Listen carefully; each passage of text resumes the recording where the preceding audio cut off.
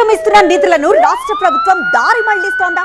అవునని అంటున్నారు బండి సంజయ్. ఈ నేపథ్యంలోనే రాష్ట్ర ప్రభుత్వంపై కేంద్ర మంత్రి బండి సంజయ్ విమర్శలు గుప్పించారు.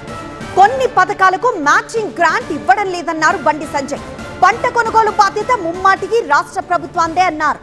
ఉద్యోగులకు డిఏలు ఇవ్వడం చేతకావడం లేదు, కానీ ఢిల్లీకి మూటలు తీసుకుపోవడం మాత్రం కాంగ్రెస్ కు తెలుసన్నారు బండి సంజయ్.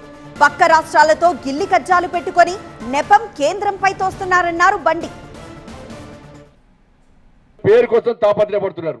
కేంద్రం నిధులు వస్తే దాన్ని వాడుకుంటే నరేంద్ర మోడీ గారి పేరు వస్తుంది, భారతీయ జనతా పార్టీ పేరు వస్తుంది అని చెప్పి ఇవాళ అడ్డగోలుగా ఇవాళ అవినీతికి పాల్పడుతూ కేంద్ర నిధులు దారి మలుస్తున్న విషయాన్ని ఇవాళ తెలంగాణ సమాజం గుర్తుంచుకోవాలి. మ్యాచింగ్ గ్రాంట్ ఇస్తలేరు, భూసేకరణ చేస్తలేరు, కానీ కేంద్రాన్ని విమర్శించడమే ఇవాళ పనిగా పెట్టుకున్నారు. అస్తమానం ఇవాళ 24 గంటలు కేంద్రాన్ని తిట్టడమే. ఇవాళ రాష్ట్ర ప్రభుత్వం తెలంగాణ రాష్ట్రం అభివృద్ధి చెందాలంటే కేంద్రంతో సమన్వయం పాటించాలి, ఒక మంచి ఆలోచనతో ముందు ప్రయత్నం చేయాలి. కానీ ప్రధానమంత్రిని కలవడానికి పోతారు, ప్రధానమంత్రి తిట్టిపోతారు. ఇక్కడ అవి మీడియాలో పోతే ప్రధానమంత్రికి పోతాయి. కేంద్ర మంత్రులు కలవడానికి పోతారు, కేంద్ర మంత్రులను విమర్శించి ఇష్టానుసారంగా శాపనార్థాలు పెట్టి కేంద్ర మంత్రులను కలుస్తారు. ఏ విధంగా నిధులు వస్తాయి?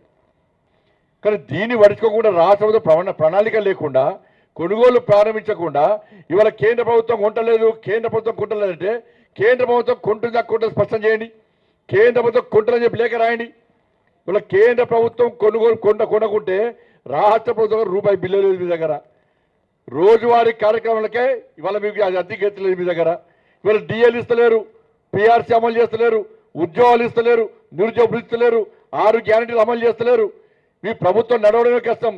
ఇక్కడ ప్రభుత్వం నడవడం కష్టం, కానీ ఢిల్లీకి మూటలు అప్పయ్యడం మాత్రం సక్సెస్ అవుతుంది కాంగ్రెస్ పార్టీ ప్రభుత్వం. ప్రాణాయిత చెవుల విషయంలో కానీ ఇతర ప్రాజెక్టుల విషయంలో పక్క రాష్ట్రంతో ఇబ్బందులు ఉంటే కలిసి కూర్చొని మాట్లాడుకునేటువంటి ప్రయత్నం చేయాలి. ఈ రాష్ట్ర ముఖ్యమంత్రి అపాయింట్మెంట్ అడిగితే రాష్ట్ర ముఖ్యమంత్రి ఇయ్యారట, కిషన్ రెడ్డి గారు అపాయింట్మెంట్ ఇప్పారట.